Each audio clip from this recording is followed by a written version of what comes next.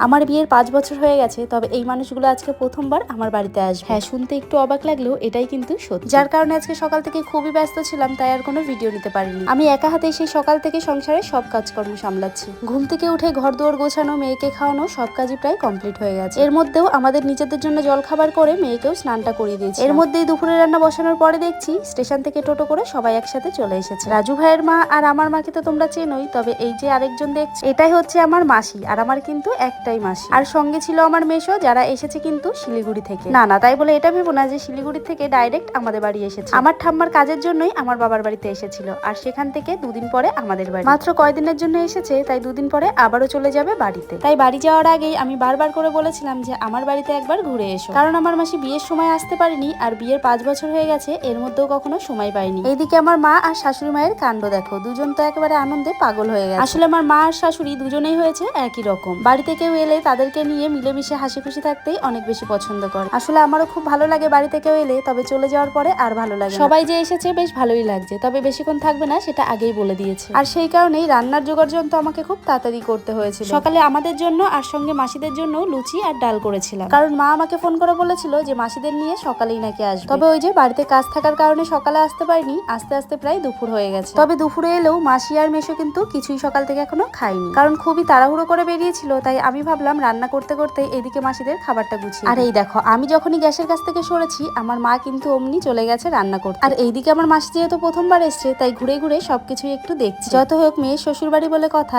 একটু তো দেখা দেখি করতেই হবে। আর এইদিকে তো পুকু পেয়ে গেছে গোপুসোনা, তাই ওকে নিয়ে বেশ ভালোই সময় কাটাচ্ছে। না, এই গোপুসোনাটা আমারও না, কিংবা আমার মায়েরও না। এই গোপালটা ছিল পুকুর পিসিমণির, যেটা ছিল আমার মাসি শাশুড়ির একমাত্র মেয়ে, যে আসার সময় গোপুকে সঙ্গে করে এনেছিল। আর সেই পেয়েই তো আমাদের পুকু সারাটা দিন বেশ ভালোই কাটাচ্ছে। একদিকে আমার কিন্তু বেশ ভালোই সুবিধা হয়েছে, কারণ গোপু ভাইকে ওর কাছে বসিয়ে দিয়ে আমি সংসারের কাজগুলো বেশ তাড়াতাড়ি করতে পেরেছিলাম। যাই হোক, এইদিকে আমার মাসি শুধু চা খাবে, তাই মাসির জন্য 1 কাপ দুধ চা বসিয়ে দিলাম। তার সাথেই পনিরের তরকারি করব, তাই এই সাইডে আলুটাও ভেজে নিচ্ছি। যেহেতু আজকে একাদশী ছিল, সেই জন্যই আমার শাশুড়ি মা, রাজুর মা কেউই কিন্তু ভাত তরকারি কিছুই খাবে না। তবে মাসি মেশো প্রথমবার এসছে, না খাইয়ে তো একদমই যেতে দেবো না, তাই কিন্তু আমি নিরামিষ তরকারি করেছিলাম, তবে 2-3 পদ। আর এদিকে রান্না করতে করতে হঠাৎ করেই কিন্তু সেদিন ভূমিকম্প হয়েছিল। হ্যাঁ, এবার তাহলে হয়তো তোমরা বুঝেই গেছো যে আমি কতদিন আগের ভিডিও এখন আপলোড করছি। হ্যাঁ, ভিডিওগুলো ছাড়তে একটু লেট হচ্ছে ঠিকই, তবে তার পেছনেও কিছু কারণও আছে। যাই হোক, এই দিন কিন্তু বেশ ভালোই ভূমিকম্প হয়েছিল, আর তোমরা কে কে এটা বুঝতে পেরেছিলে অবশ্যই কমেন্টে জানিও। দুপুরের পরেই দুই মা আর মাসি মিলে বসে পড়েছে এখানে সাবু খেতে, কারণ ওই যে বললাম আজকে 3 জনে ওরা একাদশী ধরেছে, তাই ভাত তরকারি কিছুই খাবে না। সঙ্গে আমার শ্বশুরও থাকতো, তবে তার শরীর ভালো না থাকার কারণে সে আর ছিল না। এদিকে আমার রান্না বান্না সবই শেষ হয়ে গেছে, শুধু ভাতটা হলেই হয়ে যাবে। তবে তার মাঝে একটু টাইম করে মেয়েকে ওষুধটা খাইয়ে দিলাম। এই ভিডিওগুলো তোমাদের সঙ্গে দেরিতে শেয়ার করার এই হচ্ছে আরেকটি কারণ। এই সময়টাই আমাদের দেবাং